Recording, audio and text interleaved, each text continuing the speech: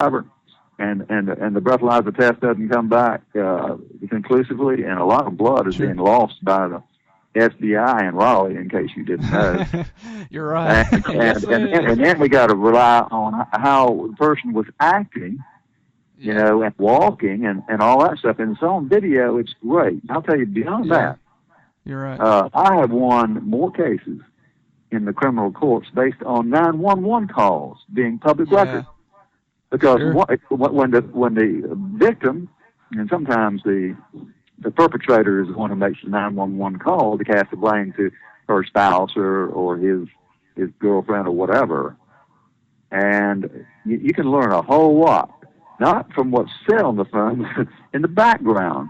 Sometimes in the background you hear guns going off. Sometimes in the background when a girl is saying he's aiming a gun at me, you hear the guy in the background saying, No, we got it. 911 calls are important. 911 calls can really be a help, and videos of an arrest would be invaluable. And I think that regardless of the cost, we wouldn't be having that much problem with Ferguson cases. Sure. And I think you know, by and large, we'd have a lot more efficient and restrained and skilled you know, police performance if everybody who carried a gun realized that their conduct was being filmed. You know what you're going into again, Rob. You're going into money stuff again. Because I agree with you. I practiced law for a long time, longer than you do, and I'm not pulling rank. What I'm saying is that I've learned inductively through years that there are a lot that, you know, police aren't fully or adequately screened, I believe, to get out of the police force those who enter the police force because they're aggressive, bully-type people who want authority and a chance to control people. And whoa, you're going on another topic. I gotta pull you back in for a sec. We're getting away from the cameras already. No, we're really not, because cameras are the way to illustrate police behavior.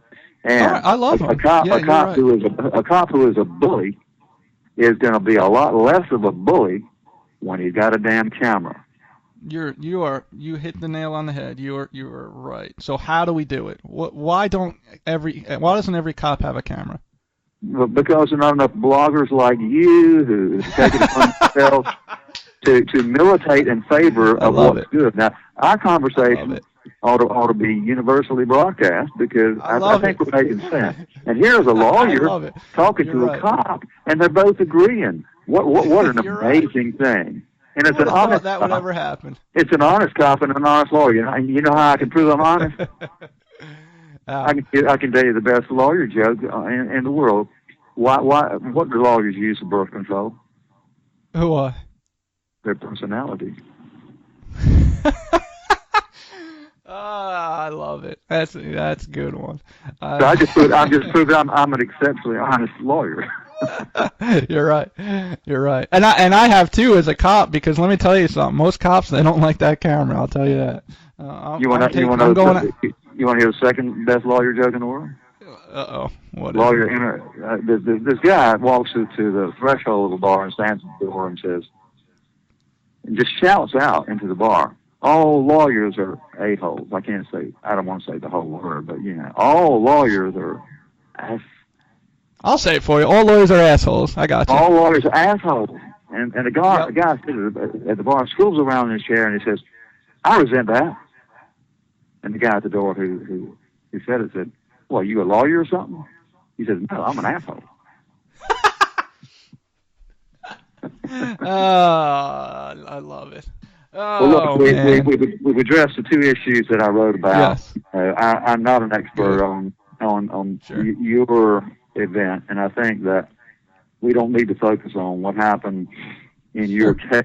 You need to, and that's your burden, and I sympathize with you, because I think you're a victim of an archaic system that makes police officers take human life because they're ill-equipped to save human life. And so you're not asking my forgiveness, and mine is not to give. What I'm trying to do is get with you, and I think you have to give the public an earful of reality.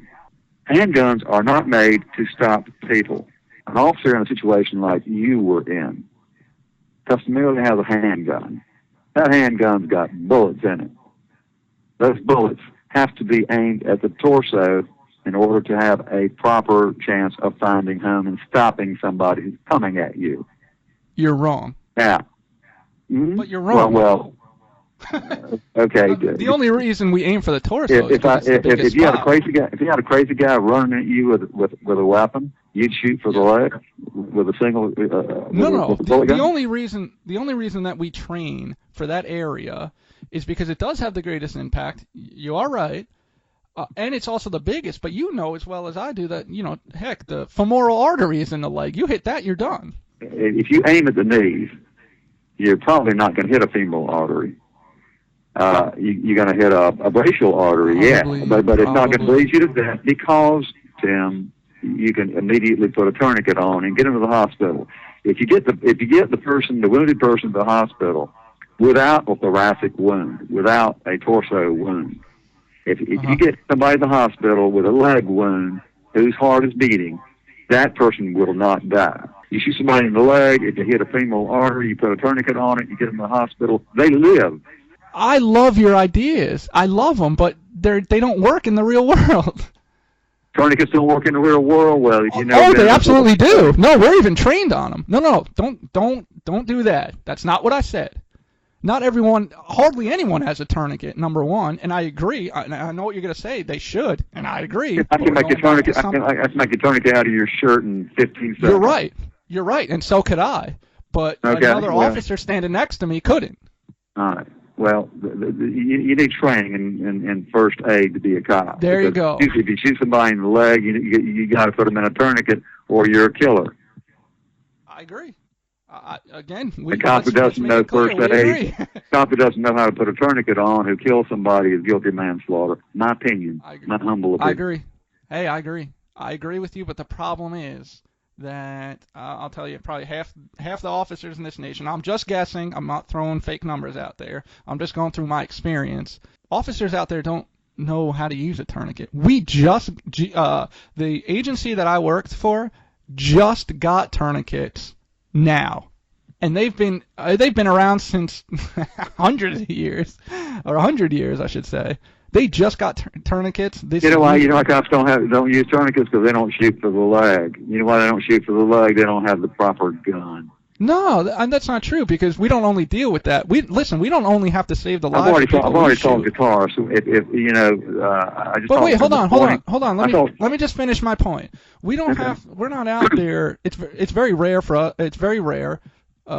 Statistically, officer-involved shootings, they don't happen that often. They happen way too often than we'd like. But what I'm trying to get at is, most of the lives that we have to save aren't the ones that we have shot. They're the ones that have been shot from the drug dealer. They're the ones that have been hurt in a car accident. They're the ones that got hit by a train. And yes, I've had 4 of those in my career. Those lives maybe could have been saved by tourniquets, but a lot of people don't know how to use that. And the reason why I bring that up is, your ideas are perfect. I love them. In a perfect world, they'll work, but there's so much that has to go in behind your ideas, and that's why I'm so happy you're saying them, because let's get it out there, people. Let's get some financial backing. Mr. Schock, I'm looking at your resume now, and you obviously have the know-how and the ability to get stuff done. That's very clear between your books and the board games.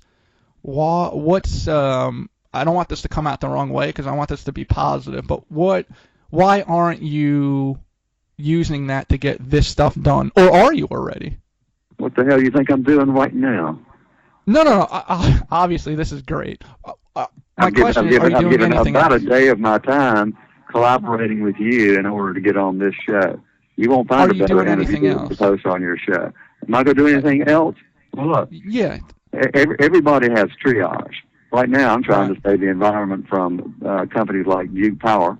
I don't have the know-how. I love your ideas. Put me on your board of caring directors, and I'll come to meet and try to give you some steerage.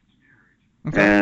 And I'd love to stay a part of your quest to get this done. I think that you being an I don't know if your retirement from law is permanent. I'm retired. But yeah. the fact that you have started a blog that is going to bring up issues of the use of lethal force in this country, you're standing in a position to do this country more good than anything else. I'll tell you why. Appreciate We had a huge negative fallout from Ferguson, essentially because a kid was killed. Now, forget about the racial issues per se. Those racial issues would not have been raised had that boy's life been spared. Let's develop a dialogue that gets to be nationally noticed, that says science. And crazy thinkers like Robert R. Shaw, this is a lawyer from North Carolina, are suggesting that we have a gun that combines bear spray that comes out until the assailant keeps coming, and then it turns into buckshot, and then finally a .45 slug, but you have options to killing. Let's make that a priority. And you'll help me? Hell yeah, I'm helping you right now. Consider me on board. I just want to make it clear that you and I actually agreed on a lot here. We agreed that saving the life is number one. I mean, that's the ultimate thing. If we can stop the threat and save the life at the same time, that is the ultimate goal. You and I worked through a couple things during our phone call here that may or may not work. I do not think that your so-called, or the pistol with that certain birdshot in or buckshot in it, and the bear spray, I don't think that would work, but I would love to be proved wrong, because that means there is a way out there to save human lives. Between now and then, we'll get a target that we have the shooting gallery guy rush at us at 1.5 seconds. We put it 20 feet away, and we say we want to rush at us in 1.5 seconds. Okay. And you take your shots, and I'll take my shots. We'll do 10 rounds of targeting. I will stop my guy every time with buckshot to the knee, every time. And we'll have a doctor. There's a flaw, though. We'll have a doctor judge whether he stopped or not. Fair enough, but there's a flaw. We'll define our study. And it's my main point. I'll say this to you. Yeah. And then I got a second challenge for you. We'll compare the targets and just see where it goes. See if we have something to report. Now, we're not a lab, but that would be fun. Number two, I've already laid down the gauntlet. I can put you in a situation where your girl that had to die was chasing you, and I'll put $10,000 down that I'll put a splint on one leg, and I'll try to get away from you. And I will, with a splint on my leg, stop you before you stick me with a rubber knife. Okay. You don't want to do that, because I can stop you with this bear spray that costs $38 a can.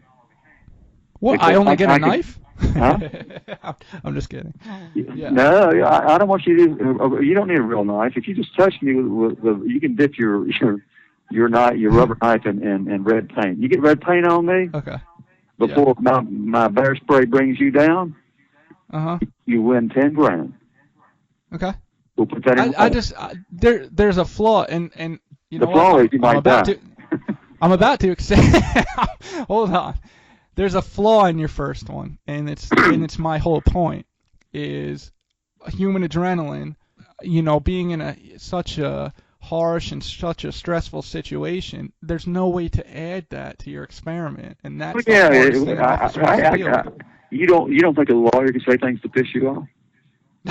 Well, yeah, but not anywhere. You can't get my heart rate up to 200 beats per minute like it was at the shooting. Well, bring your gun and scare me, okay? Bring your gun and scare me. And I can't. It's not real. It's not the same thing. It's not. I'm not going to hurt you. It's. You can't do that because you're safe. It's not the same. Well, but I will say this. I will say this. I want to get maybe a quarter of an eighth of maybe that adrenaline or maybe that feeling. if somehow we can get that heart rate going, or maybe run a little bit or do some calisthenics and then shoot, I don't think I think it will surprise you. Let's just keep our contest in the shooting gallery. I'm gonna tell you that. But it's not fair.